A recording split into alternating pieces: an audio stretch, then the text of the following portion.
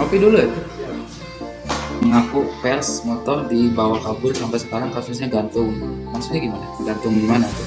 Maksudnya nggak ada kejelasan dari pihak kepolisian. Nanti kalau misalkan dari pihak penyidik atau kepolisian nggak ada respon atau misalkan nggak ada kejelasan, gampang laporkan saja. Nanti paminan. Jangan capek bolak-balik. Karena gini, ketika kita membuat aduan, kalau aduan itu diterima, mau apapun itu aduannya, kita pasti diterima. Tapi untuk naik jadi sebuah laporan itu harus dengan bukti-bukti yang jelas. Jadi ada giumnya tuh in criminalibus probentionis bidens elusive radiores, bahwa di dalam setiap perkara pidana itu bukti-bukti harus jauh lebih terang daripada saya. Jadi kalau misalkan nggak ada bukti-bukti yang cukup atau terkait persoalan itu, yang akan bisa naik laporan dan itu hanya akan jadi sekedar aduan saja. Iya biasa aja, jangan konsul ya, nyantai. Ya, jangan sampai bolak-balik, jadi harus diputusin dari awal itu maksudnya ke sini gitu. Jadi kita tanyakan terkait kasus ini. Kan nanti kan ada tuh maksudnya tuh apakah bukti-buktinya kurang kuat gitu. Kalau misalnya tidak ada keterangan yang jelas, tinggal laporkan saja polisinya. Udah makan siang Pak Ibra? Selamat siang. Belum makan tapi udah sarapan tadi, ini lagi ngopi dulu katanya. Kalau sudah kuat tapi proses menggantung, itu berarti kesalahan dari pihak penyidiknya. Oke, tidak sesuai SOP ya, jadi bisa dilaporkan. Jadi polisi juga bisa dilaporin, bukan cuma nangkapin doang, polisi juga bisa ditangkap. Polisi nangkap jaksa, jaksa nangkap polisi ya. Selamat siang guys, selamat siang, halo, selamat siang. Lagi musim sekarang, betul, lagi musim. Jadi ya citra Polri lagi buruk di mata masyarakat. Anda semua udah lengkap, udah disidik, tapi malah nggak jelas. Ya harus jelas, karena itu sudah tugas mereka, kita gaji mereka kan untuk itu. Orang banyak salah paham ketika bertemu dengan seorang yang memakai seragam polisi, mereka kadang segan takut. Nggak boleh, pakaian yang mereka pakai, gaji yang mereka terima itu hasil dari pajak yang kita bayarkan, jadi kita yang gaji mereka harusnya melayani, mengayomi, dan melindungi. Nggak ada diskriminasi, nggak ada penyalahgunaan wewenang dan segala macam itu.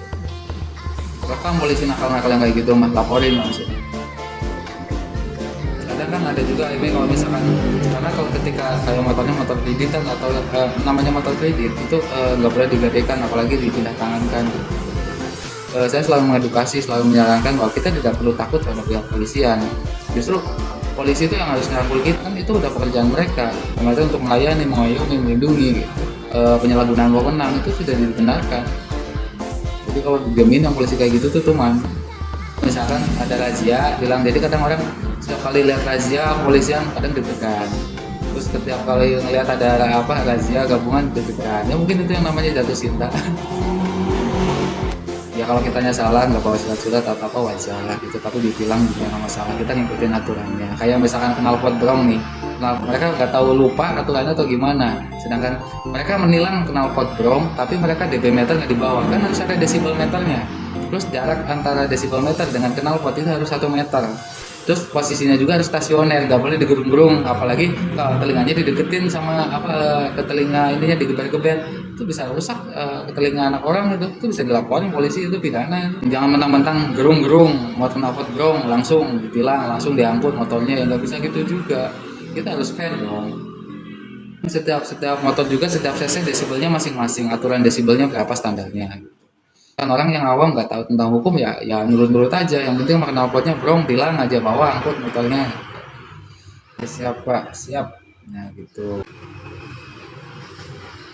Thanks, makasih udah mengikuti.